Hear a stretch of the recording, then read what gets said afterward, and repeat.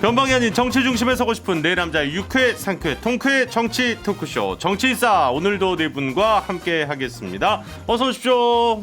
네, 안녕하세요. 안녕하세요. 안녕하세요. 네, 안녕하세요. 신장식입니다. 돌림 노래로 이렇게 이준석입니다. 안녕하세요. 김태현입니다. 네, 오늘도 이렇게 네 분과 함께 하겠습니다. 저는 진행을 맡고 있는 아나운서 허이루입니다. 휴대전화 뒷자리 2976번님을 쓰시는 청취자께서 정치 참 안 좋아하는데 남자 4명이 왜 이렇게 시끄럽든지 근데 들으니까 좀 재밌네요. 이렇게 문자를 주셨어요. 저희가 좀 시끄럽긴 합니다. 얘기가 좀 격해지면 더 그렇게 되는데 하지만 좀 재밌습니다. 예, 그러니까 많이들 함께 해주시고요. 스마트 라디오 미니로 정초영님, 이루씨 왜 이렇게 어려운 프로를 맡은 거예요? 정치 골아파 해주셨는데 저희가 좀 어렵지 않게 좀 쉽게 풀어보자라는 모토를 갖고 있는데 더 열심히 해보도록 하겠습니다. 진행할 때 어려운 프로는 맞고요. 이제 이 어려움을 김태현 변호사님이 계속 겪게 되실 겁니다. 매일 겪게 되실 겁니다. 아, 저요? 네네네. 저는 말 잘 듣는 게스트를 위주로. 우리는 안 부른다는 얘기인데 그러면. 아니, 이 세 사람 안 붙여놓으면 돼. 쪼개야 돼.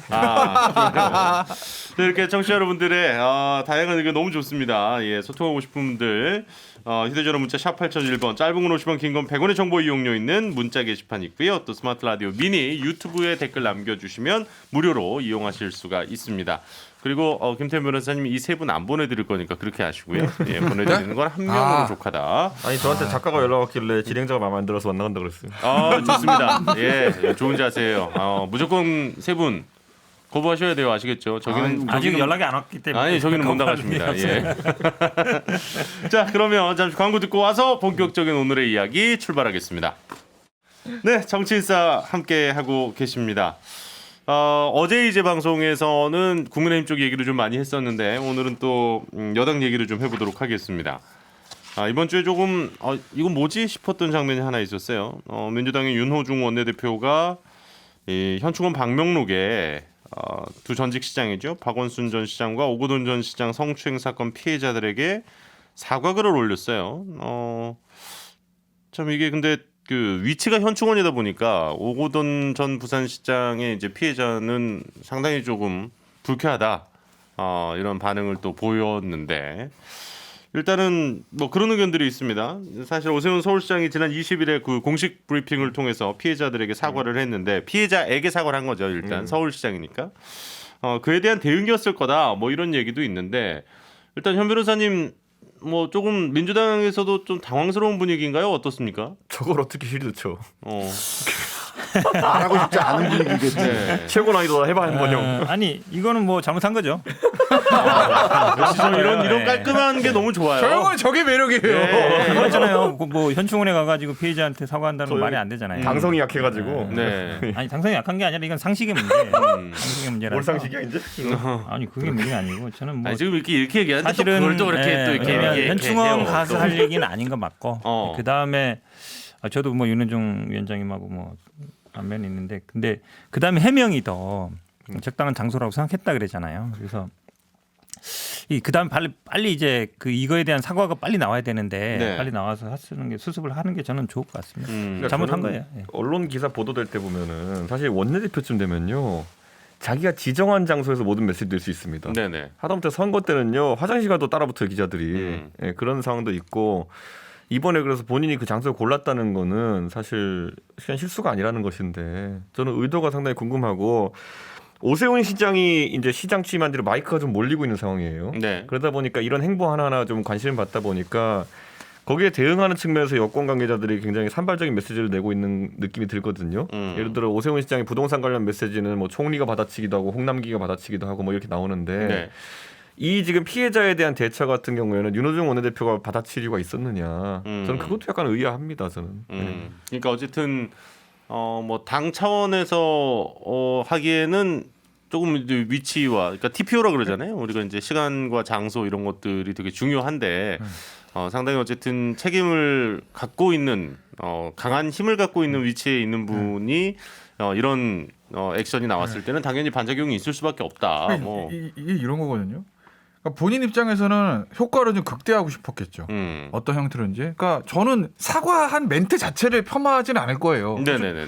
뭐 진정한 마음의 의도는 모르겠어요. 어쨌든 잘못했다라고 했으니 사과한 것 자체를 제가 비난하지 않겠어요. 근데 네. 중요한 건 이제 TPO라고 해가지고 어쨌든 정치인 입장에서는 이런 것들도 굳이 표현하자면 이벤트면 이벤트거든요. 네네네. 그 효과를 극대화해야 된단 말이에요. 정말 본인의 진정성이 10 중에 1밖에 안 되더라도 이게 9나 15로 보일 수 있게 포장을 해야 되는 게 하잖아요, 정치인들은. 네네. 그럼 유호중 원내대표 정도 되는 경험과 그 감이 있는 사람이라면 언제 어느 때 어떻게 해야 이게 효과가 극대화될 수 있는 가 생각을 했을 텐데 이걸 본인은 야 이게 딱 내가 취임 첫 그게 이제 현충원 방문이니까 현충원한테 무릎 딱 꿇으면 그림도 멋있고 무슨 뭐 예전에 뭐 김정은 위원장 5.18 또 생각도 나고 예전에 저기 저 독일 총리가 빌리 브란트 생각도 나고 막 그런 거 생각했을 거 야 무릎 이게 좋은데 하고 생각했을 것 같은데 야 감히 안타까운 거죠. 그렇게밖에 생각 안 되나? 원래라면 저라면 그럼 아마 이 세상은 다 똑같고 허위로 하는 똑같을 네. 건데 그냥 취임하면 기자회견 같은 거 하죠. 뭐 그거 그냥 그때 저 예전에 이런 일이 있었는데 우리 예전에 뭐 피해 호소인 거 정말 잘못한 거고 죄송하고 이번 선거 때도 쇠초리 달게 맞았으니까 네. 이 자리 비해서 다시 한번 죄송하고 저희가 저 재발 방지대에서 내놓겠다. 예. 이제 우리 민주당 당직자 당원들 중에 이거 나오면 가차없이 자른다. 스트라이크 아웃이야? 이렇게 뭐 딱 하고 그냥 갔어야 되는 건데 그거 안 하고 무슨 가서 무릎 꿇으니까 진짜 애매한 야, 거죠. 저는 지금 이 말씀하시는 김태현 변호사님 보면서 어떤 생각이 들었는지 아세요? 야 이런 얘기 이제 진행자 되면 못할 텐데 이거 어떡하나 이런 생각이 좀 들었어요, 사실. 못하죠. 왜냐면 저 목동이 저 방심이랑 가깝거든요. 그래서 못해요. 신장식 변호사님 얘기도 좀 드릴게요. 제가 보기에는 지금 두 가지인 것 같아요. 하나는 그 과잉 의혹이 부른 참사다. 아, 네네. 예. 의혹이 과했다. 네, 의혹이 과했어요. 그 당대표 선거가 앞에 있기 때문에 네. 이제 곧 다가오기 때문에 지금은 윤호중 대표가 당의 유일한 얼굴, 권위를 가지고 있는 유일한 얼굴이자 대표의 권한까지를 다 행사할 수 있는 지위에 있잖아요. 네네. 그러니까 의혹이 앞선 거죠. 그러니까 평소에 윤호중 의원이 그 정치 구력이 있기 때문에 이렇게 TPO를 못 찾는 사람이 아니거든요. 네네네. 근데 의혹이 참사를 빚었고 그 다음에 하나 더 생각해 본다면 당대표 새로 당선될 당대표에게 정치적 부담을 조금이라도 덜어주려고 했나? 아주 선회하면. 근데 그것도 의혹이 부른 참사예요, 결과적으로는. 그래서 요거는 빠르게 좀 정리하는 게 좋고 아까 김태현 변호사 말씀처럼 기자회견이나 이런 거 할 때 원내대표로서 뭐 기자회견 할 때 정확하게 딱딱딱 얘기하고 대책을 이야기하는 방식으로 정리하는 게 맞았다. 이거는 길게 이야기해봤자 좋을 게 하나도 없다. 네네. 민주당 입장에서는. 일단은 그러니까 지금 민주당 입장에서도 더불어민주당 입장에서도 계속 좀 이런 그 설화가 계속돼서 나오고 있는 건 상당히 좀 악재로 보이긴 하는데 또 어제 이제 국민의힘도 그 초선 의원들 얘기 좀 했었잖아요. 그런데 민주당의 초선 의원들도 목소리가 상당히 강해지고 있습니다. 지금 특히 어쨌든 재보궐선거 패배 이후에 초선들이 조금 더 전면에 나서는 모양새인데 그 더 민초였나요? 나오려다가 말았죠 지금 네, 상황이. 네. 목소리가 좀 더 세게 나와야 되는데 그러니까 쇄신한 뭐 쇄신위원회를 구성해 달라 뭐 이러면서 좀 안을 냈었잖아요. 쇄신위원회 뭐 TF 설치 이런 거 제가 보기에 별 의미 없고요. 뭐 맨날 뭐 당에서는 맨날 특별위원회 뭐 만들어서 뭐 한다는데 내용이 중요하거든요. 네네. 그러면 이제 결국은 지도부를 어떻게 바꾸겠다든지 아니면 뭐 지금 문제가 되고 있는 뭐 부동산 정책에 대해서 어떤 의견을 내든지 아니면 뭐 전당대회 어떻게 하겠다든지 나와야 되는데 네.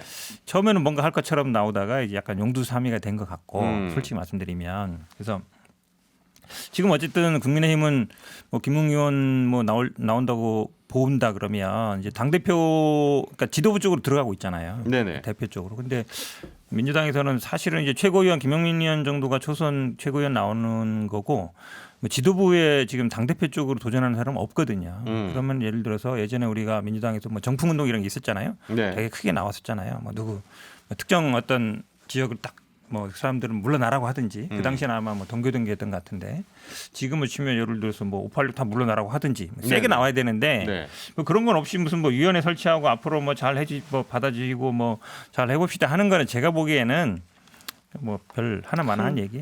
신 변호사님도 저는 금태경이 분석이 좀 이상한 게 지금 이게 그 원래 박근혜 정부 때 네네. 새누리당이 망할 때 보면요. 20대 총선을 통해서 당선된 초선들이 제일 이미지가 안 좋았어요. 왜냐 진실한 사람들 논란 일으키면서 이렇게 막 그 들어온 사람들이기 때문에 오히려 초선들이 더 국민들이 보기 싫어하는 사람들이 많았거든요. 네. 지금 민주당 꼴이 딱 그래요. 지금 21대 들어와서 초선이라고 하는 사람들이요. 조국 사태 때 앞장섰던 사람들이 공천받은 경우도 있고 지금 와서 봤을 때는 180석 거리면서 계속 이 입법 독주하는 데 있어서 전위대 역할을 했던 사람들이 많아요. 그래서 초선이라는 사람들이 계속 나와서 메시지 내고 있는데 자기 지지자라고 하는 사람들한테 욕 한번 먹으니까 바로 들어가고 뭐 두더지 게임 하는 것도 아니고 그리고 계속 이제 이런 메시지가 별로 울림이 없는 이유는 이 사람들이 가장 부역했던 사람들이에요. 입법 독주에. 그렇기 때문에 앞으로 민주당에서 초선을 중심으로 한 개혁이라는 건 쉽지 않을 것이다. 오히려 제가 주목하는 사람이 있다면은 이재명이 당권을 잡으면 뭐가 바뀌겠지. 네. 대권을 잡으면 뭐가 바뀌겠지. 이 정도의 느낌이고 아니면 거꾸로 최근에 뭐 박용진 의원 같은 사람이 좀 치고 나가가지고 메시지가 들리면은 조금 박해 중에서 살아남은 몇 안 된 사람 중에 하나니까 네. 뭐 메시지가 있겠지 이러지. 저는 민주당의 초선이 뭘 해가지고 울림이 있는 메시지가 나온다. 기대도 하지 않고 거기에 투자하는 것 자체가 미련한 짓입니다. 반대로 반대로 국민의힘은 그러면 반면에 어때요? 저희 당은 거꾸로 네. 아까 말했던 20대 때 이미 그런 상황을 접했기 때문에 그 사람 날라가고 21대 들어온 초선들 같은 경우에는 아까 김웅, 윤희숙 뭐 언급했지만은 이 사람들은 지금 오히려 그 주류라고 할 수 있는 영남 보수에 대비되는 대척점 위치를 잡은 사람들이에요. 어느 정도. 그렇기 때문에 저는 그 주류의 전위대가 되었던 민주당 초선과 지금 영남 보수와 맞서 싸우는 저희 당 초선들은 노인 상황이 약간 다르고 우리 당 초선들이 나선다고 해가지고 민주당에서 초선으로 맞서려 그러면요 안 돼요. 차라리 이재명 데리고 오세요. 네, 그게 그렇게는 안 맞춰줄 것 그게 같고요. 네네 그렇게는 안 보면요. 맞춰줄 것 같고. 이러는 거예요. 예. 뭐 저도 뭐 배지를 달아본 건 아닌데 대부분 정치권에서 본인을 공천 줘서 배지를 달아준 사람의 말을 거역하기 힘들지 않다고 그러잖아요. 그러니까 예. 근데 야당 같은 경우에는 나를 그때 총선 때 배지를 달아준 분이 지금 안 계셔. 그런 게 있잖아. 예를 들면 네네네. 그래 자유롭게 말할 수 있는 분위기가 되는데 여당은 대통령이 있기 때문에 20대 때 새누리당 딱 그거고 대통령이 저기에서 레이저를 쏘고 계시는데 안 되고 지금 민주당은 뭐 대통령은 뭘 하시는 건 아니지만 대통령 지지자들 문자를 폭탄을 떠주고 네. 레이저 아니면 폭탄이거든. 네. 그러니까 거기서 옴짝달싹 못하는 거예요. 근데 이게 점점 심해지는데 한 2000년대 초반 뭐 YS DJ 때 뭐 이회창 대표 때 뭐 밀실 정치 뭐 또 그런 비탄도 있지만 생각을 해보면 당시에 DJ가 배지를 다뤄줬던 정동영 이런 사람들은 당시에 청와대 가가지고 대통령 계신데 손들고 일어나가지고 거기 옆에 계신 권노갑씨 날리세요 이렇게 얘기한 거잖아요. 정풍운동이라는 겁니다 그게. 네. 지금 생각하면 가능이나 하겠어요? 대통령 앞에 가서 민주당 소소위원들 대통령님 나 문자 받아서 못 견디겠으니까 하지 말라고 말 좀 해주세요. 그거거든. 못 하잖아요. 똑같아. 그리고 저 새누리당도 마찬가지. 남원정이라는 사람도 있었어요. 네. 자기 배지 달아준 이회창 대표한테 이거 뭡니까? 이거 하는 사람들이잖아요. 지금은 그게 없다. 그게 저는 그래서 이 그러면은 공천권자한테 네. 예속되는 특히 청와대 네네. 공천에 예속되는 현상들이 갈수록 심해지는 거. 이게 정치 발전에 좀를 저해하는 원인들 중에 하나라고 저는 보는 거죠. 일단 신현식 변호사님 그러면은 좀 어느 정도 그 쇄신안 뭐 이런 것들 지금 나온 거 말고 좀 그러니까 네네. 민주당 초선들이 어떤 식으로 가면 좀 더 긍정적이라고 보세요? 일단 국민의힘 초선들이 소위 영남 꼰대 보수와 분명한 대척점을 가지고 싸우고 있는지는 의문이고요. 네네. 예, 그건 제대로 더 싸워주셔야 된다라고 말씀을 드리고 싶고 그 다음에 선거 패배 원인을 정확하게 저는 봐야 된다고 보는데 네. 그걸 분석하지 않고 저는 중진들하고는 달라요. 저는 책임에서 면제해 주세요. 라는 접근법으로 초선이 얘기해서는 일말의 울림이 없다. 저는 선거 패배 원인은 무능, 그다음에 위선, 그다음에 민생에 네. 실패한 점이라고 봐요. 그렇다면 유능한 민생 개혁을 하겠다. 그걸 위해서 이런 법안은 반드시 해야 된다라든지 국민들한테 저게 되면은 내 삶이 좀 바뀌겠구나라고 하는 정책적 메시지를 한 축으로 두고 네. 그 한 축으로는 아까 말씀하셨는데 586 물러나라. 죄송한 말씀이지만 현재 주류를 장악했던 사람들 그다음에 당의 중진들이 다 586이에요. 이번에 당대표 선거 나오는 사람들도 다 586이에요. 네. 세 분 다. 그럼 586 물러나라 하면서 본인들이 그런 메시지를 가지고 있는 사람을 당대표 후보로 냈어야 돼요. 그 정도의 결단과 분명한 노선 인적 청산의 대상을 정확하게 하는 것 이런 거 없이 쇄신위원회 만들어 주세요. 정말 하나만 아니에요. 사실 그 정도가 나와야 된다. 양쪽 그 다 마찬가지인데 선거 이후에 어쨌든 뭐 여진 뭐 후폭풍이 있을 수밖에 없는 큰 선거긴 했습니다. 근데 크게 성공한 국민의힘은 이제 어제 얘기 나눴습니다만은 그 김종인 비대위원장과 또 안에 있는 분들과의 어쨌든 계속되는 이 충돌이 좀 있는 것 같고 오히려 민주당에서는 역시 이제 선거에서 패했기 때문에 그 안에서 지금 이제 초선과 다선 의원들 사이에서도 좀 불협화음이 좀 들리는 것 같아요. 변호사님이 오늘 좀 부쩍 말씀이 없어지셨는데 민주당 제가 봐도 좀 답답해요. 사실은. 왜냐하면 이게 좀 돼야 되는데 보면 신정식 변호사님 말씀이 맞죠. 왜냐하면 바꾸겠다. 586 뭐 지금 뭐 조금밖에 말씀하시지만 그분들이 또 당내 별 영향력이 없어요. 그러니까 다 거의 어찌 보면 독고다이 수준이란 말이에요. 네네. 그러니까 죄송합니다. 독고다이는 아니라 그러니까 많은 세력을 갖고 있지 못하죠. 근데 어느 정도 이게 세력을 교체하려면요. 좀 세력이 돼야 되거든요. 예. 세력이 좀 돼야 되는데 그 세력을 갖고 있는 386 이후의 사람이 별로 없어요. 또 있어도 별 이렇게 지난번에 사실은 그래서 제가 박주민 의원 도와줬던 것도 좀 세게 치고 나갈 줄 알았어요. 나가서 좀 586 교체하자 이럴 줄 알았더니 그 얘기를 끝까지 못 하더라고. 그래서 좀 하라고 그렇게 얘기했는데 좀 뭐 어쨌든 저는 그 정도 권위가 없으니까 그런데 근데 그거를 할 만한 그러니까 90년대 70년대 이후 90년대 학번 70년대 그 7, 9세대라 그러죠. 세대 중에 잘 없어요. 있긴 있지만 여러 명 있지만 이게 뭉쳐가지고 이거를 뚫고 나갈 만한 사람이 없어요. 사실 근데 그게 되지 않으면 민주당도 계속 지금처럼 도돌이표가 될 가능성이 되게 많아요. 그러면서 저는 이게 즉자적인 반응이 나왔다라고 생각이 되는 게 뭐냐면 소위 이대남, 네네. 이남자, 20대. 이남자지, 예. 이남자 20대 남성의 그 마음을 좀 다시 얻어야 된다라고 얘기하면서 전용기 의원이나 김남국 의원이 군 가산점제 부활이라든지 이게 이제 사실 그 헌법 소원 그래서 끝난 문제예요. 끝난 건데 더군다나 이거 좀 결정문을 좀 잘 봐야 되는데 이 결정문 내용을 보면은요. 네. 사실 그때 제가 이제 한 달이 건너서 들었지만 헌법재판소의 재판 연구관들이 그 당시 헌법재판소 재판관들이 되게 보수적이라서 이거 합헌 나오지 않을까라고 생각을 하고 있었는데 한 분이 야 이거 어느 공사 이거를 가산점을 주면 그 합격자 수가 어떻게 변하는지를 갖고 와봐 하고 했더니 가산점 주기 전에 6대 4였는데 네. 가산점을 주고 나니까 남녀 비율이 99대 1로 바뀐다는 거예요. 지금 그만큼 치열하게 뭐 90점 100점 사이에서 여성은 말하자면 99점 받아도 못 들어가는 사람이 나온다는 거지 100점 만점에. 왜냐하면 가산점 받으면 101점 102점 이렇게 돼버리니까. 그래서 이걸로는 안 되겠다라고 해서 그걸 보고 헌재 재판관들이 하면서 결정문에도 여성을 사실상 봉쇄하는 효과를 갖고 온다. 여성의 그 취업이나 공직 진출을 봉쇄하는 효과가 갖고 온다라는 실증적인 자료를 놓고서 이게 한 거거든요. 네. 그럼 그 결정문을 한 번이라도 더 읽어봤으면 이 남자 마음을 잡는 게 충분히 보상을 줘라라고 하는 것으로 갔어야지 갑자기 여성의 공직이나 취업을 봉쇄한다라고 실증적 자료가 나온 걸 가지고 즉자적으로 갑자기 이렇게 나오는 방식 저는 이런 좀 이 얄팍한 방식으로 저도 뭐 접근해서는 답이 안 나온다. 만나면 아마 왜 했니 이렇게 물어보고 싶어요. 네. 군 가산점은 잘못 건드린 거예요. 왜냐하면 위헌 판결 났고. 그러니까 그만큼 지금 약간 급한 거예요. 그때 이제 그 오세훈 서울시장 같은 경우에 71.5%였나요? 20대 남자가 투표했던 비율이.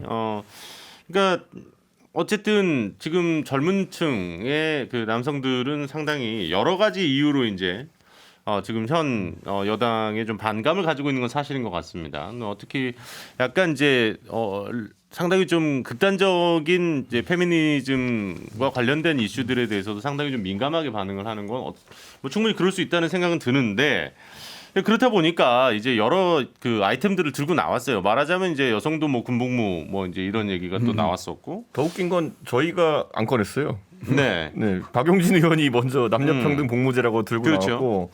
그러니까 저는 민주당이 확실히 당황한 건 눈에 보인다. 그래서 저는 지금 나오는 것들은 좀 피상적인 내용들도 많고 지금 나오는 거는 이미 이걸 미리 들여다보는 사람들 사이에서는 끝난 논쟁도 들고 오는 경우도 있고 사실 그 모병제 징병제 문제도 이준석 전 최고위원이 여러 토론회에서 얘기 많이 하셨었잖아요. 그리고 여기에 더해가지고 그러니까 저 100분 토론에서 이거 한 두세 번 나왔거든요. 네네네. 그리고 여기 더해가지고 김남국 의원 같은 경우에는 20대 남성에게 좀 욕을 먹는 것 같으니까 20대 남성들이 많이 가는 커뮤니티에 들어가겠다 그래가지고 사실 이거 진짜 만세돌격이거든요. 네. 거기 커뮤니티라는 게 다 익명으로 활동하면 자기 의견 교류하는 곳인데 그렇죠. 거기에 뭐 기성 정치인들 하는 것처럼 안녕하세요 김남국입니다. 여러분 얘기를 듣겠습니다. 너 얘기해 주는 것도 아니에요. 욕만 달려요. 그러니까 저는 그런 것 자체가 지금 시도의 과정으로는 좋게 평가하지만은 너무 조급하다 이런 생각을 합니다. 안 하는 것보다는 나은데. 저랑 하태경 의원은요 그런 사이트 아이디도 없어요. 그냥 저희는 제보 받고 이슈 듣고 그래서 실제로 사람들 만나서 얘기하는 거지. 저희가 언제 커뮤니티 장악하러 들어갔습니까? 아니 근데 저는 뭐 모병제냐 징병제 얘기는 논의할 만하다고 봐요. 왜냐면 지금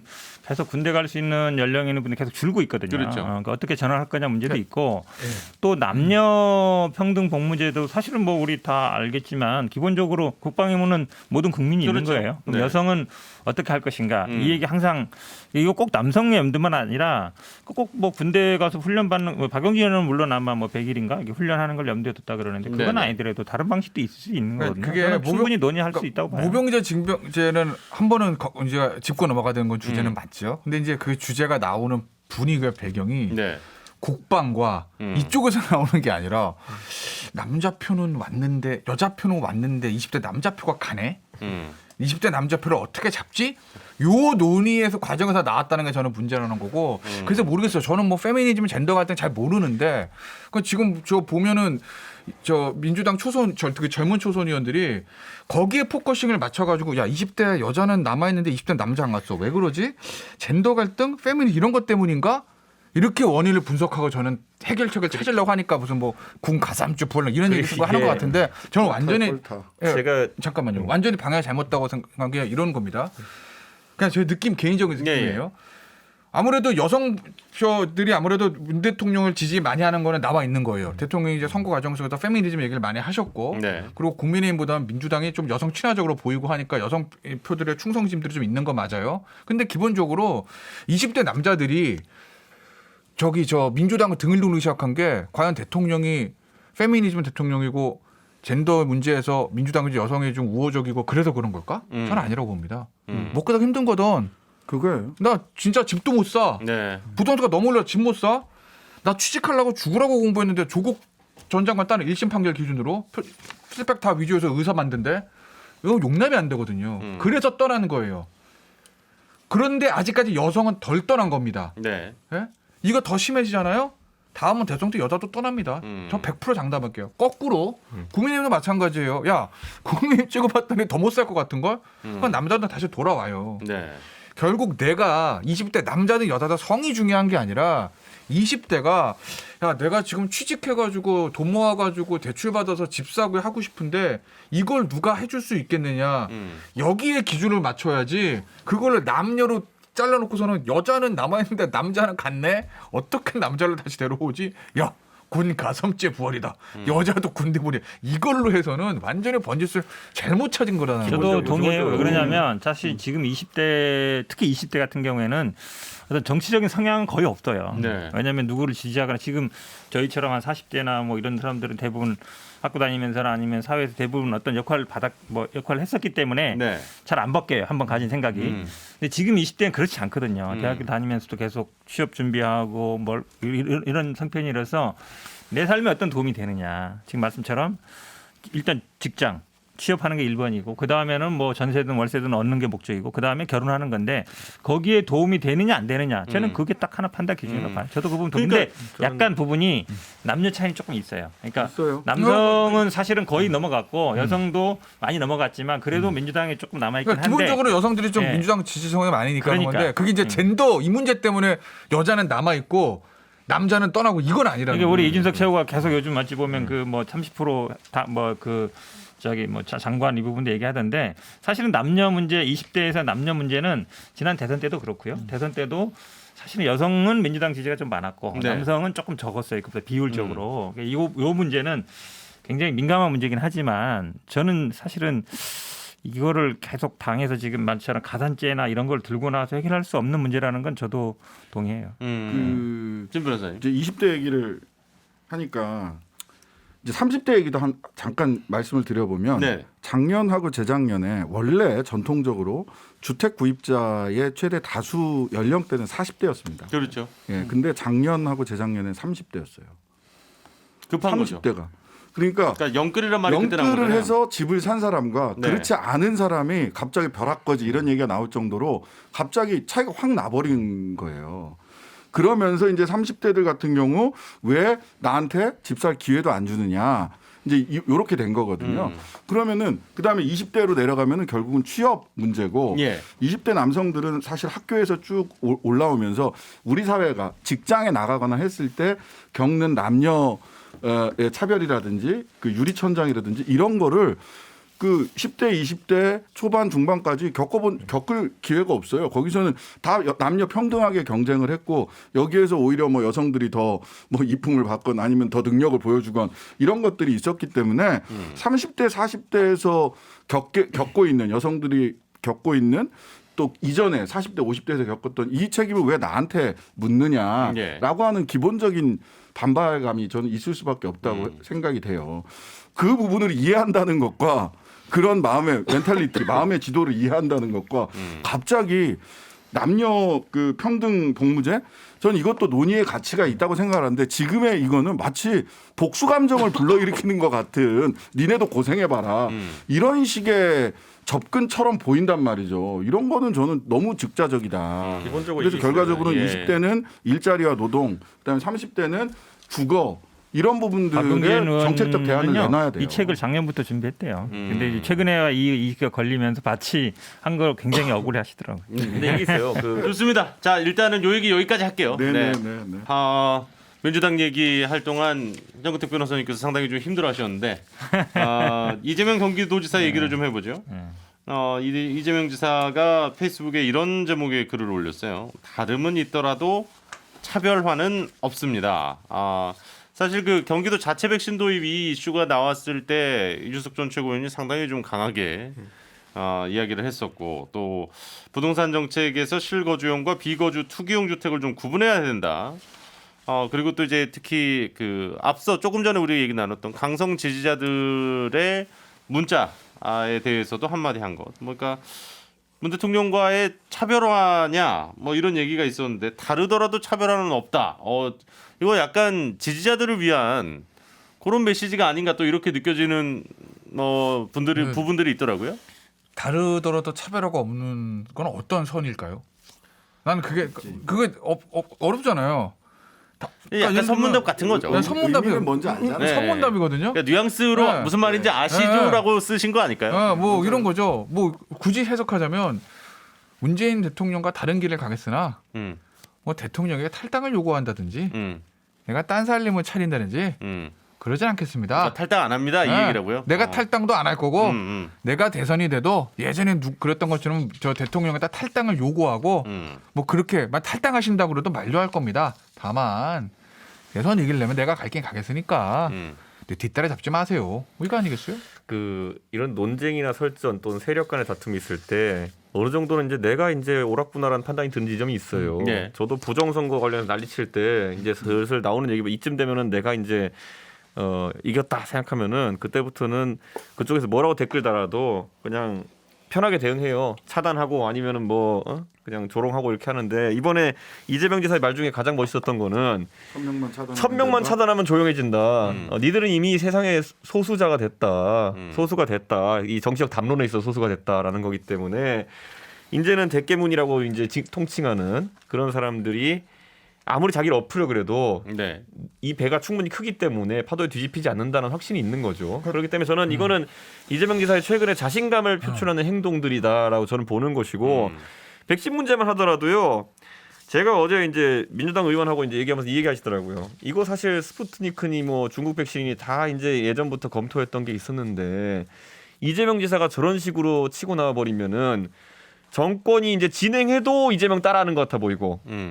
안 진행하면은 이재명만 국가 챙기는 것 같고 네. 이런 거기 때문에 사실 여당에서 정치적으로 이런 거 하면 안 됩니다. 왜냐하면 저도 이거 어디에 비유하냐면요. 예전에 김무성 대표께서 박근혜 정부 때 철도 파업에 끼어들어가지고 자기가 중재자 역할을 하겠다고 나선 적이 있었어요. 그래서 어쨌든 거의 상당히 좀 그러니까 박근혜 정부는 나름대로 계획이 정치력을 있었던 보였다 거예요. 뭐 이런 평가를 받았었죠. 그러니까 뭐냐면은 네. 철도 파업으로 대처 이미지 세우려고 세게 몰아붙이다가 나중에는 어느 타협점을 찾겠다는 계획이 있었겠죠. 설마 무슨 철도 노조를 때려잡겠다는 생각이었겠습니까? 에이, 때려잡겠다는 생각이었지. 어쨌든 근데 그런 자기들이 이건 생각했던 의견이 다르실 줄 알았어요. 예. 자기가 생각했던 결말이 있는데 자기들이 생각했던 결말이 있는데 그 중간에 갑자기 김무성 대표가 조정자로 뛰어들어가지고 내가 조정했다 이렇게 하니까 그게 싫어졌고 사실 그게 김무성과 박근혜가 틀어진 결정적 계기였거든요. 그러니까 저는 이재명 지사가 여기서 이런 기술을 부리는 것이 단기적으로는 이재명 지사한테 뭐 도움이 될 수도 있겠지만은 네네. 이런 게 한두 번만 더 있으면은 넘어오기 힘든 강을 건넌 거다. 근데 저는 조금 달리 보는데 이건 지금 당연히 다르게 왜냐면- 보실 수밖에 없는 왜냐면 이야기였던 것 같아요.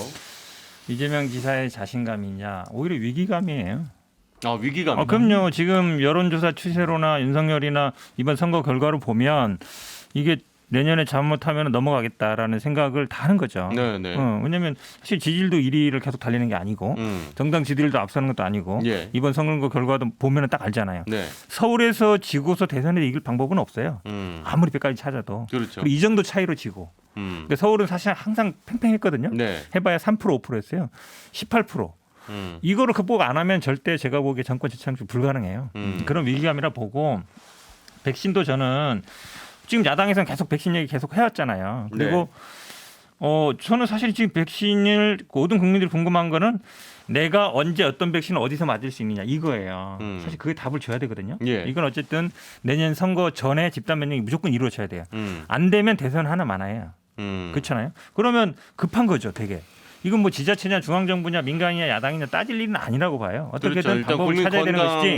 건강과 이제 보건에 올해 내로 네. 어쨌든 내년 대선 본격적이 들어가기 전에 무조건 집단 면역 행사해야 돼요. 네. 이거 안 되면 제가 보기에 대선 뭐 제가 보기엔 해나 많아요. 거의. 그러니까 네. 백신- 그런 위기감이 있기 때문에 나오는 얘기이기 때문에 이거를 뭐 어찌 만약에 예를 들어 지금 이제 문재인 정부의 입장과 이재명 지사 입장은 좀 다를 수 있죠. 네. 당의 입장이라든지. 그러니까 저는 부동산 문제도 마찬가지라고 봐요. 여러 가지 얘기 나오는데 지금 뭐 가만히 있어라 이런 얘기들도 있지만 저는 이 건강한 논의라고 봐요. 사실은 부동산 문제도요. 부동산 문제가 아니라 세금 문제거든요. 돈 걷는 문제예요. 예. 예. 종부세만 얘기하지만 사실은 이제 재산세 아니면 뭐 양도세라든지 그렇죠. 사람들이 양도소득세. 세금 문제를 그러니까 세금을 더 많이 내면서 지지한다.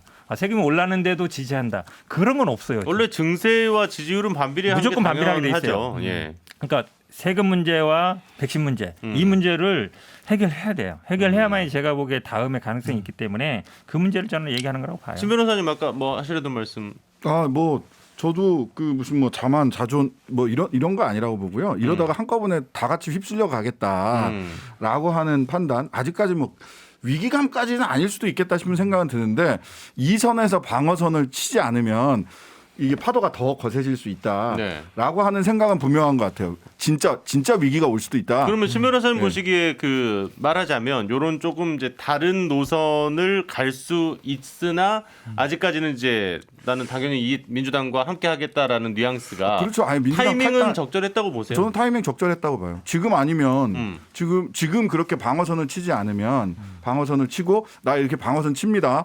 당신들도 나 방어선 치는데 이해해 줘야 돼요. 라는 메시지를 낸 거거든요. 다르지만 차별하지 않겠다라고 하는 이야기는. 그래서 저는 뭐 적절한 시기에 이재명이 선택할 수 있는 시기에 한 얘기다라는 생각이 들고 이재명 지사가 선택할 수 있는 시기에 한 얘기다라고 생각이 되고요. 그다음에 아닙니다. 그다음 얘기는 그다음에 할게요. 알겠습니다. 예.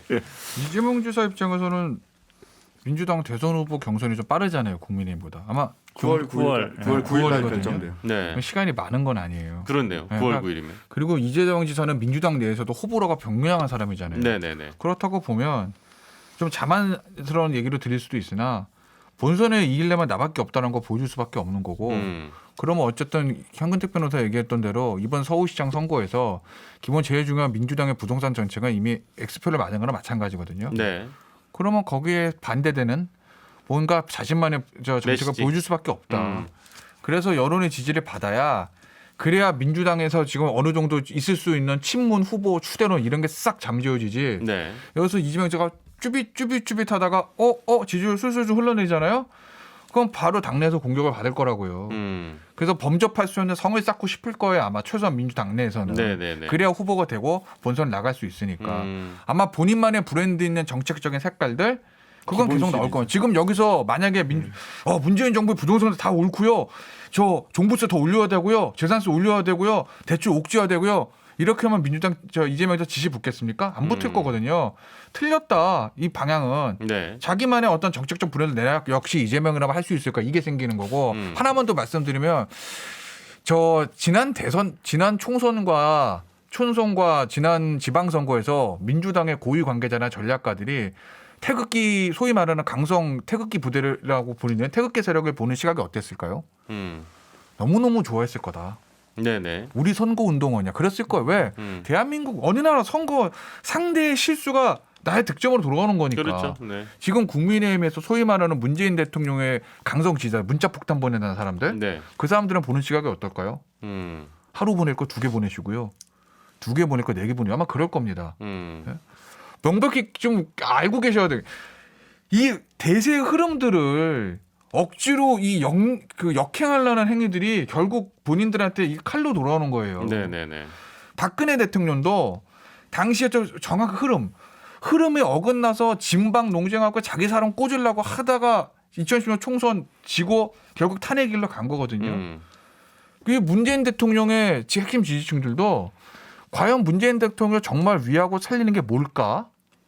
그렇게 대통령에 반대되는 얘기를 하는 사람들한테 문자 폭탄 보내가지고 친문 후보를 띄어 올리는 게 과연 대통령을 위하는 길인지 정권 재창출을 위해서 순리대로 가게 하는 게 맞는 건지 예. 좀 생각해 볼 필요가 있다. 네, 내가 이 얘기를 왜 하는 거야, 근데? 그러니까 정답은 하여튼간에 정권 재창출이죠. 사실 그쪽 분들 입장에서 보자면 정권 재창출이에요. 그거 그렇죠. 말고 다른 답이 있을 수가 없어요. 저는 지금 태연 변호사를 우리 민주당 정무 내가 이 얘기를 왜 하는 거야 지금? 두 분이 자리를 조만간 바꾸실 수도 있겠다는 생각을 하면서. 그 이재명 지사가요. 지금 대권 주자로서 상당히 하락기에 있는 게 맞아요. 네. 그리고 계속 하락할 겁니다. 왜냐하면은 그건 약간 윤석열 전 최고의 희망 아니고요. 아니죠. 위시풀. 실제로 숫자들이 그렇게 네. 내려가고 있는 이유는 네네네. 제가 지난번에 말했듯이 이 이재명 지사가 독수리라 그러면 하늘에 싸워야 되는 것인데 하늘에서 공중전이 펼쳐질 리가 없어요. 지금은 부동산이라는 영역이 만약 뭐 바다라 그러면 바다에 적합한 사람이 뜨는 것일 테고 아니면 지난번에 얘기했던 것처럼 진짜 땅 위에서 반부패가 주제가 되면은 윤석열 총장이 뜨는 것이고 네. 아무도 이재명 지사한테 부동산 정책을 기대하고 있는 사람이 없어요. 그 사람이 부동산 전문가를 생각하는 사람도 없고요. 그 사람이 지금까지 부동산에 대해 어떤 스탠스를 가진 적도 없어요. 그렇기 아니, 때문에 아니 뭐 말은 했겠죠. 그런데 그거 기대가 없어요. 이재명이라고 하면은 기본 시리즈, 복지 시리즈 이런 것들에 대해 가지고 해놓은 말들이 있고 정치적으로 검증할 만한 것도 있을 뿐이지 이분이 갑자기 내가 경제를 살리겠다 이래가지고 사람들이 그렇게 믿지는 않아요. 그거는 이분은 복지나 배분에 있어가지고 얘기를 해왔던 분이기 때문에 저는 그러면 이제 거기서 무리수두잖아요. 그럼 뭐 분배가 성장이니 뭐 이런 이상한 얘기 나오면서 망하는 거예요. 그러니까 저는 지금쯤 이재명 지사는 자신의 최대 강점을 강화해야 되는데 그 최대 강점 복지나 무상이 과연 다음 선거에 화두가 될 수 있을지는 저는 약간 의문입니다. 왜냐하면 이번에 박영선 그 후보 같은 경우에도 선거 때 가다가 보니까 갑자기 자기가 뭐 벤처부 장관 했었고 다소 첨단 무슨 여기 좋아한다 그래가지고 4차 산업 AI 무슨 이런 키워드 열고 하다가 그냥 속절없이 밀린 거거든요. 네. 저는 이재명 지사가 지금 해야 될 거는 무조건 공중에 싸울 수 있는 환경으로 끌고 가야 된다. 그거 왜 자기가 다른 영역으로 가려고 하잖아요. 아이고 그거는 제가 봤을 때는 나가는 그런 판단이 길입니다. 아니다. 제가 보기엔 그러니까- 그 이준석 최고가 꼬시는 것 같은데 네, 거기 네. 넘어가라고 하지는 않고요. 네. 이재명 지사의 장점이 뭐 복지 무상 이게 아니고 네. 행정력 실천력이죠. 보여준다는 거죠. 실제로 성남시장 사실은 성남시장이 뭐 대권 후보가 되는 경우 거의 없어요. 그렇죠. 근데 왜 그렇겠습니까? 야당 시장일 때도 뭐 지금 무상으로 얘기하지만 그런 여러 가지 뭐 복지 정책들을 해냈거든요. 네.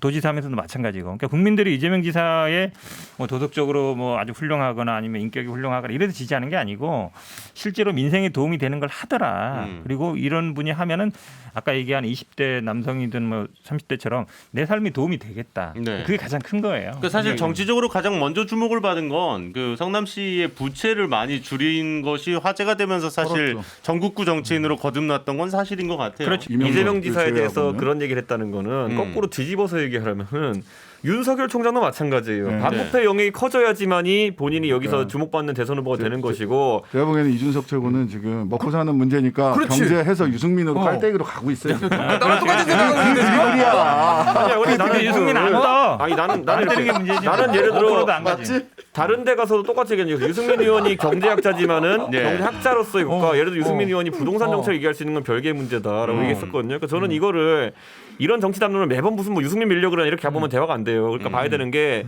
솔직하게 받아들여야 돼요. 그러니까 이재명한테 부동산 정책 기대하는 사람 없어요. 부동산을 아니. 경제학으로 얘기하는 사람이 아무도 없어. 부동산은 그죠? 네. 부동산은 그냥 부동산이라고 생각하지. 근데 부동산 전문가는요. 저 강남에 있는 아줌마들이 최고 전문가예요. 근데 네, 10분 안에 맞아드릴게요. 지방선거 끝나고 나서 요거는 있어요. 지금 경기 그 개발공사 네. 그 기본주택을 디자인했던 이현욱 변호사님이라고 계신데 네네. 이 양반이 한 2주간 라디오 프로그램에 열심히 출연하셨습니다. 진짜로? 예, 이현욱.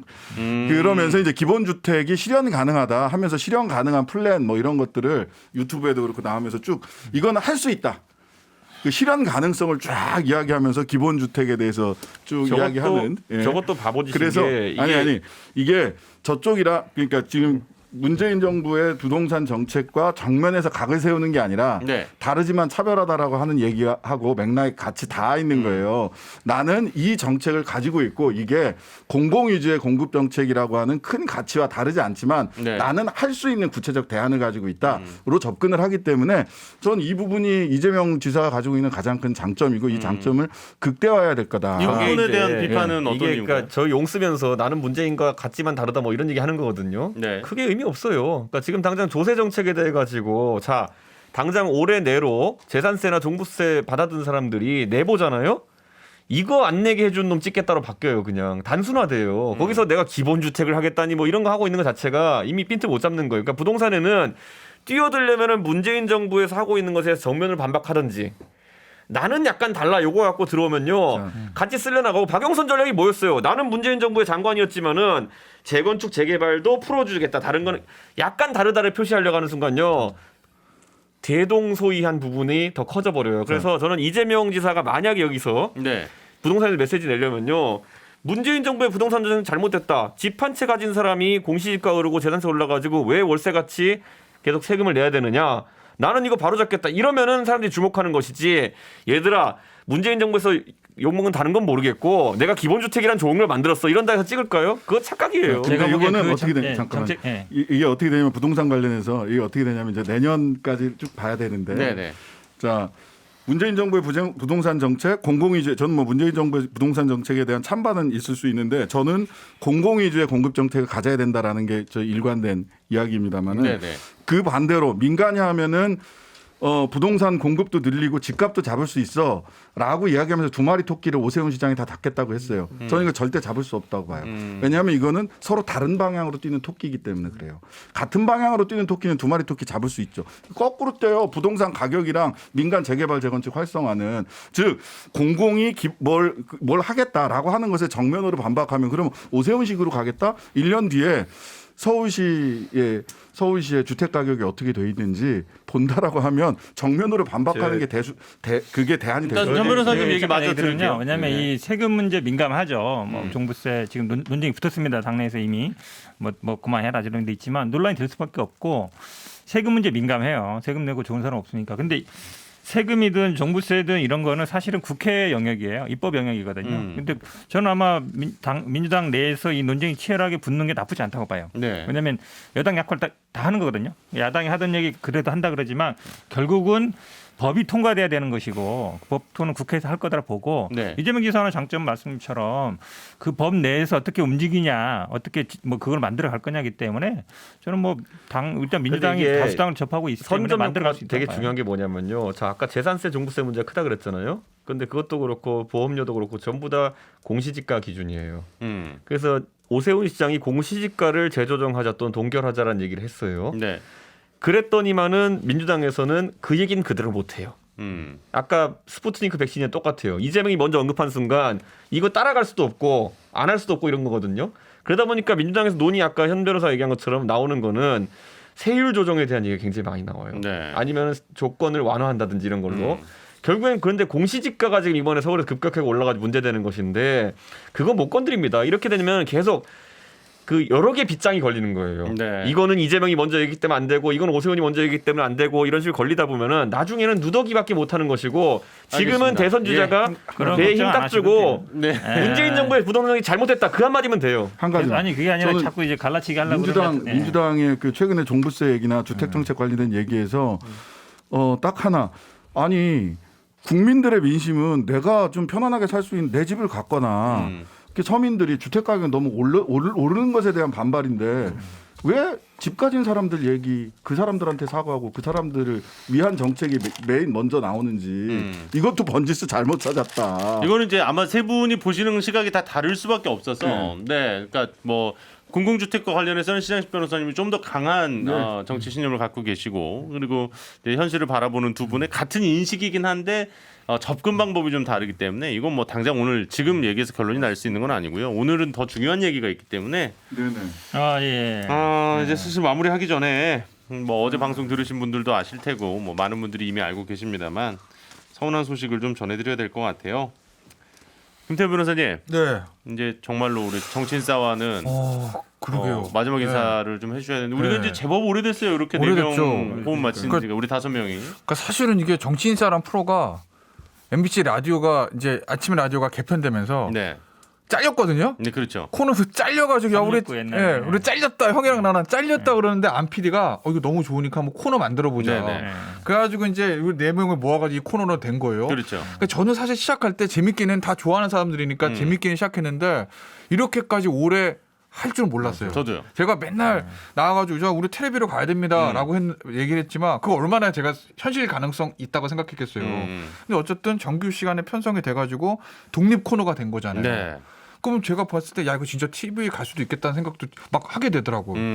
그래서 그만큼은 저도 애정이 깊고 저 런칭 때부터 했으니까 그렇죠. 이거를 이 코너를 굉장히 즐겨 보신다는 분들도 주위에 많고 그래서 네. 저는 진짜 이 코너에 애정이 많았어요. 그리고 진짜 제가 농담이 아니라 이건 진짜 하고 싶다 제가. 왜냐면은 저도 이제 말을 할 수 있는 기회. 더군다나 이렇게 편하게 그리고 의견이 시원하게 대립돼도 그냥 속에 있는 얘기. 예, 뭐 하고 싶은 얘기 다 하는데 싸우지 않고 즐겁게 할 수 있는 판이 없거든요 요새. 그렇죠. 그렇죠. 예? 그래서 좀 하고 싶긴 했는데 뭐 아시겠지만 이게 뭐 그렇지 않은 그런 것들이 있잖아요. 뭐 방송국 입장도 있고 네, 뭐 네, 그래서 제가 어차피 또 뭐 오늘 메인 마지막으로 진행자로 가시는데 다른 네. 프로그램 내 진행자가 코너로 나가는 거 뭐 어떤 방송국이 좋아하겠어요. 그리고 저도 저도 그런 부분은 이해합니다. 앞담에서 보면 좀 적절한 모양새는 아니죠 그게. 음. 네, 그래서 저도 뭐 이제 SBS 정치쇼의 진행에 전념해서 네. 정치인사뿐만 아니라 다른 프로도 다 이제 제 하차할 거거든요. 네, 네, 패널로 네, 네. 활동하는. 어쨌든 정치인사 청취자분들 너무 감사드리고요. 하여간 제가 떠나도 이 코너 승승장구하고 꼭 진짜 TV로 진출하시기를 예, 기원 드립니다. 저희도 정말 그 우리 김태현 변호사님 응원하면서 김태현의 정치쇼 잘 되는지 지켜보겠습니다.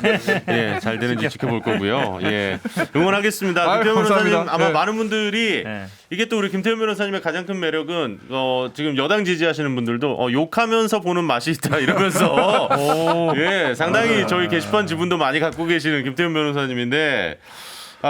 정치인사 가족들 그리우시면 언제든지 또 연락 주시고요. 예. 네. 문자나 자주 놀러 보낼게요. 오십시오. 예, 반갑게 맞이하도록 하겠습니다. 이제 자 일단 여기서 저희도 인사드려야 될 것 같아요. 김태현 변호사님과는 오늘 아쉽지만 마지막 방송 함께했었고요.